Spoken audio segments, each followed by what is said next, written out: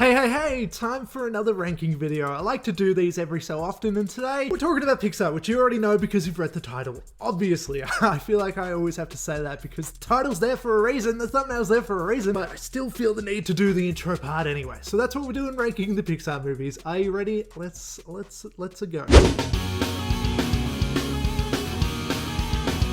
Alright, so coming in at number 22, which I hope I got the numbers right. I'm kind of nervous I didn't, but I did recheck, and it seems like there are 22 out.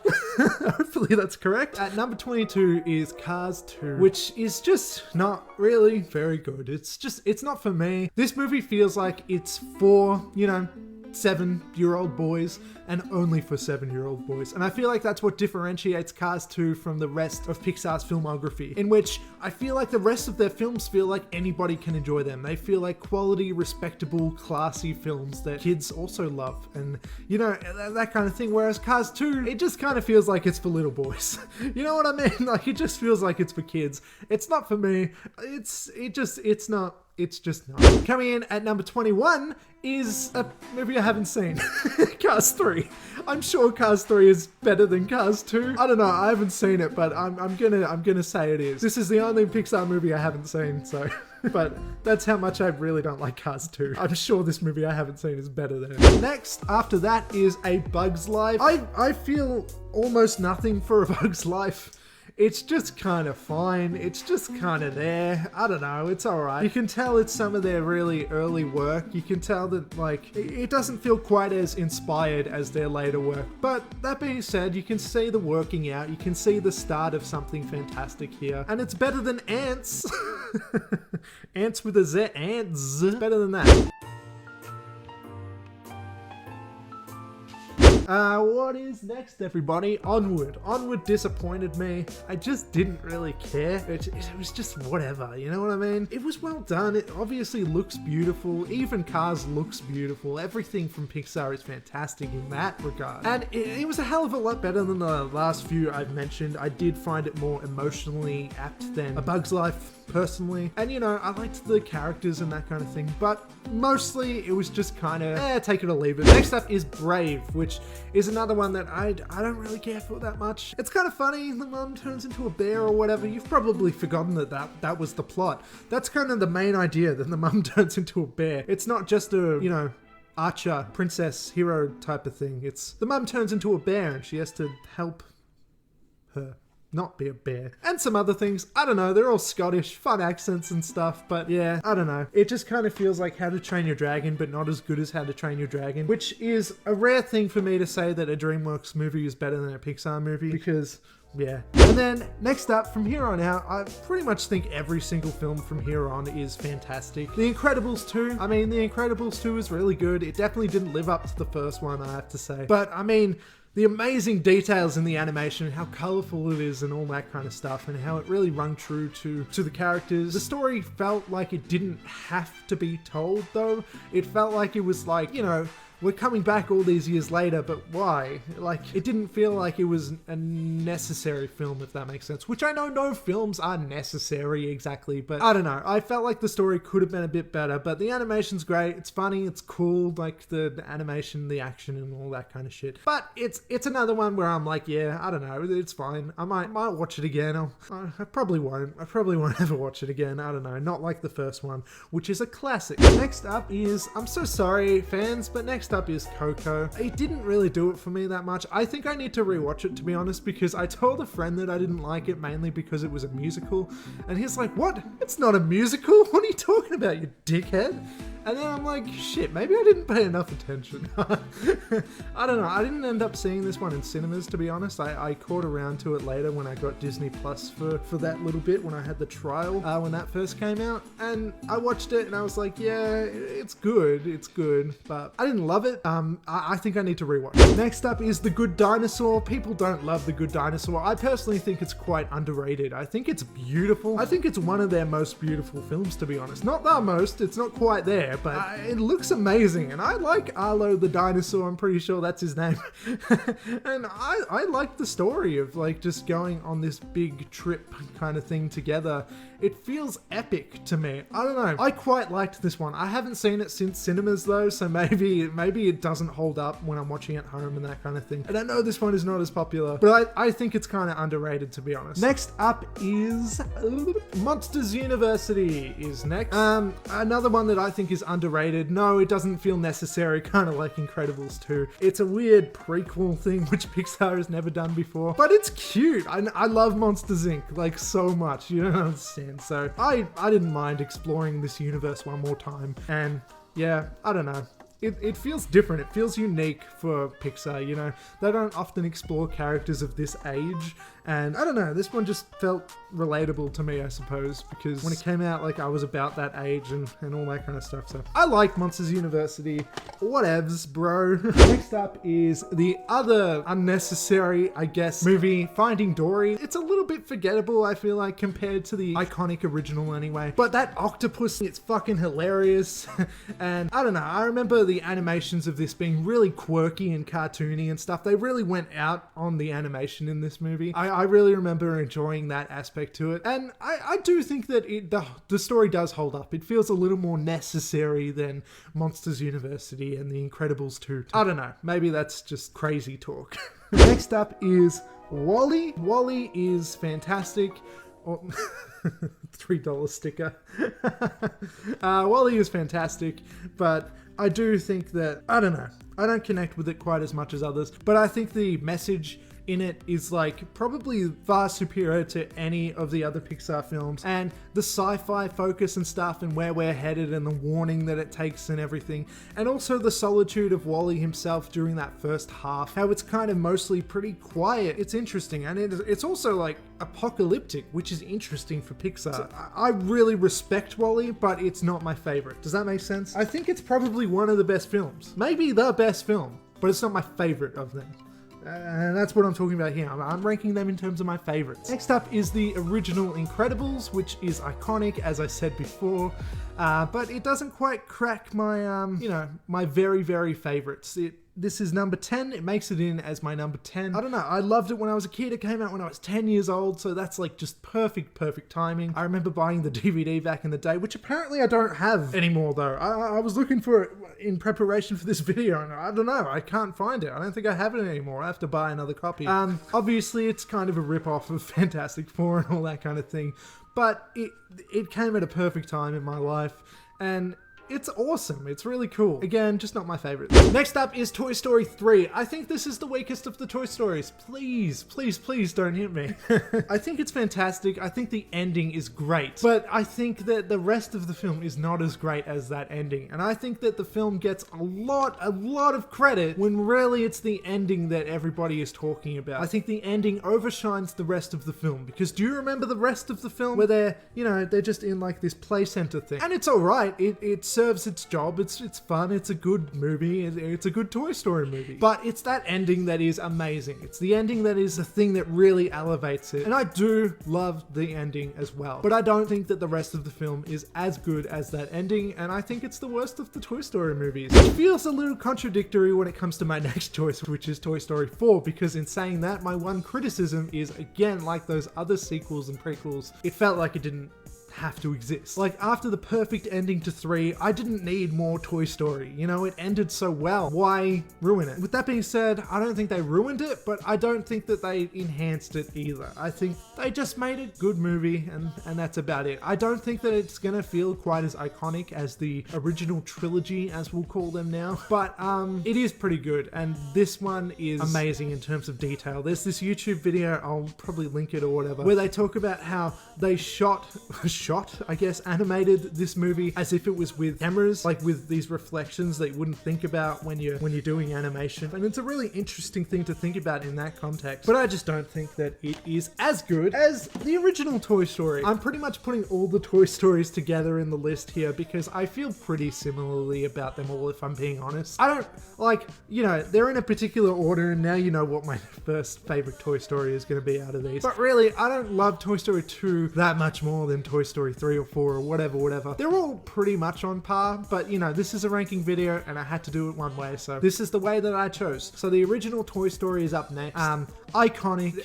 It's unforgettable, to be honest. It's a pioneering film for the genre, and the thing that I really love about this is the characters, but mainly Woody. Woody is fucking hilarious. Woody is an underrated as hell character, and it all started here. Do you know how much I love Woody? He is the grumpiest asshole toy that you've ever seen in your life. He's always getting angry at stuff. He's always pissed off, and I love it. It's the most hilarious thing ever. Like, it's so ridiculous. Like, this toy is just pissed off. I love it. He reminds me of me, always being grumpy and shit, which doesn't come off on camera, but I get grumpy at shit.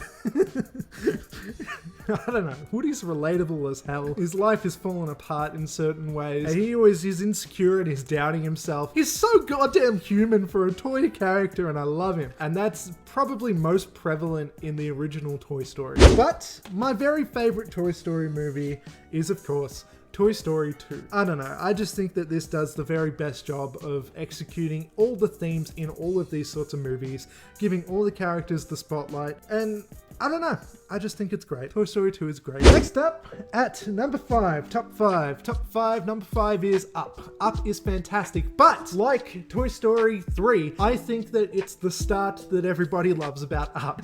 The rest of the film is not as good as the start. That first 10 minutes, just that tear-jerker, depressing, so sad, beautiful, poignant, wonderful beginning is some of the best cinema ever. And maybe this should have just been a short, because, you know, Pixar makes shorts as well.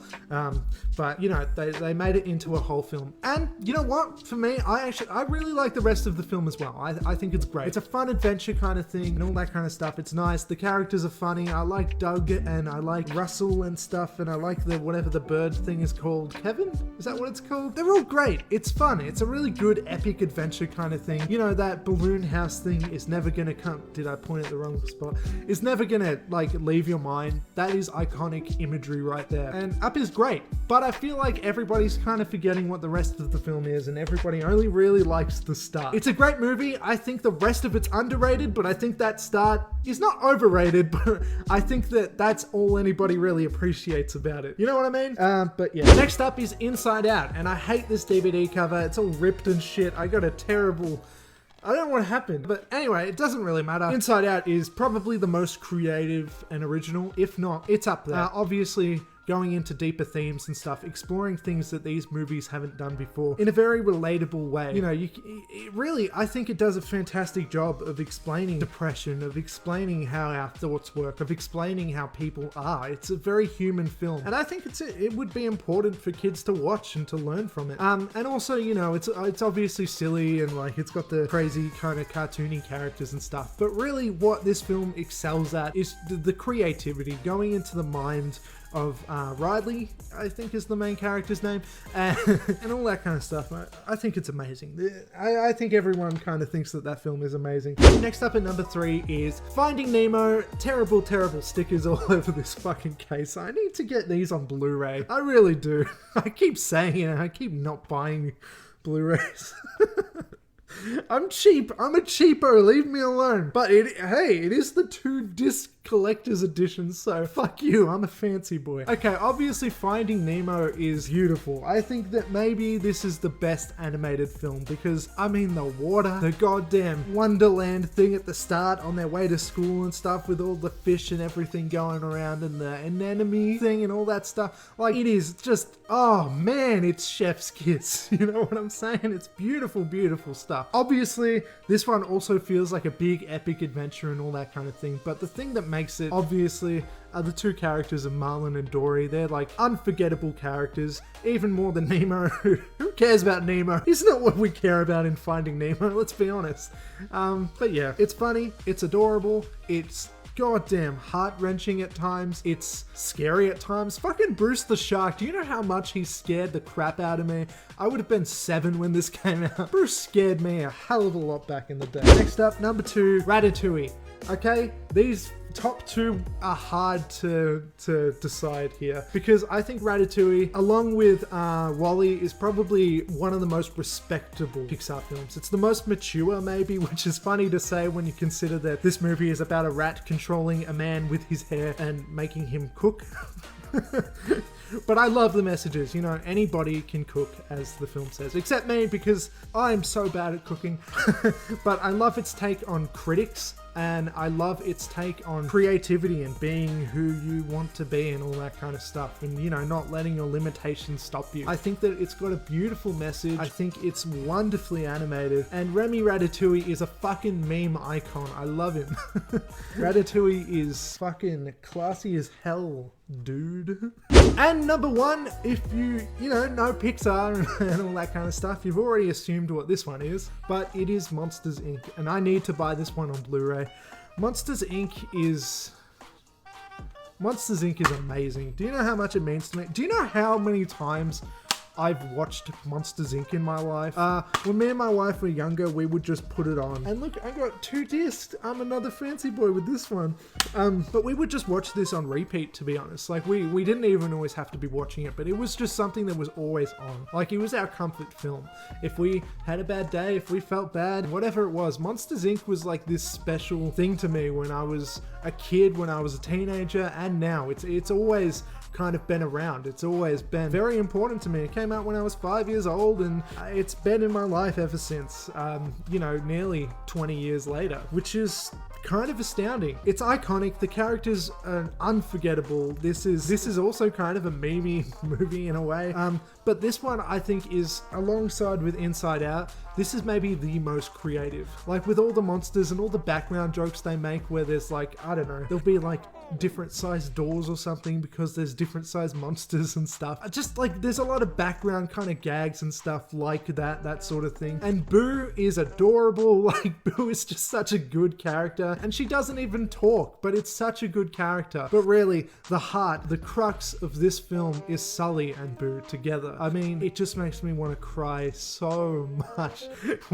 That ending, you know? If you've seen it, you know what I'm talking about. The ending is just, I can't even handle the ending. I really cannot handle it. But the whole thing with the doors and the portals and that kind of stuff, like, it's like this big, important story going on. Like, there's so much more than just the characters, and I think that that's what Pixar really does a good job of, where, like, instead of focusing on the world, instead of being about the really creative world they come up with, it's really about the characters and their humanity, even if they're monsters or animals or whatever. It's really about that, and it's really about the story, the narrative, the characters and their feelings, our emotions when it comes to the film. But everything else is handled behind the scenes as they're working out how the world works and all that kind of stuff. There's so much creativity in the background and stuff, but you don't have to appreciate that if you don't want to. You can take it at face value and just pay attention to what's going on with the characters, and I think that that's kind of a beautiful thing. I think Pixar is best in not being show-offy about its creativity in its worlds. It balances both. It shows the worlds, it shows these creative animated sequences, it shows the beauty in everything it creates, but it focuses most heavily on the narratives of these films, in their best ones anyway. I think that maybe that's what some people could criticize about The Good Dinosaur. That's probably the opposite of what I'm describing here. That's probably the opposite when it comes to, you know, I don't know, some of their weaker films. I just think that in Monsters, Inc., they did everything top tier. Everything that they do well, they do best in Monsters, Inc. Okay, and that is all. Do the things. Thanks for watching. Like, comment, share, subscribe, all that stuff. Blah, blah, blah. YouTuber babble. The things that we all say and all that stuff. I feel like I have to say it, because apparently it makes a difference. Apparently if you say like, comment, share, subscribe, it's like statistically they're more likely to actually do those things. I kind of don't buy that, because it's like, if you're watching this, surely you've got your own brain and you're like, I like this, I'm gonna click like, or I like this, I'm gonna subscribe to this person. Surely that comes to your mind without me saying it, but apparently it helps, and I feel like if I don't say it, it's a waste. I don't know, so I'm saying it. Here we are. Like, comment, share, subscribe, all that stuff, blah, blah, blah, all the YouTube stuff, and I'm done. Thank you for watching. Farewell.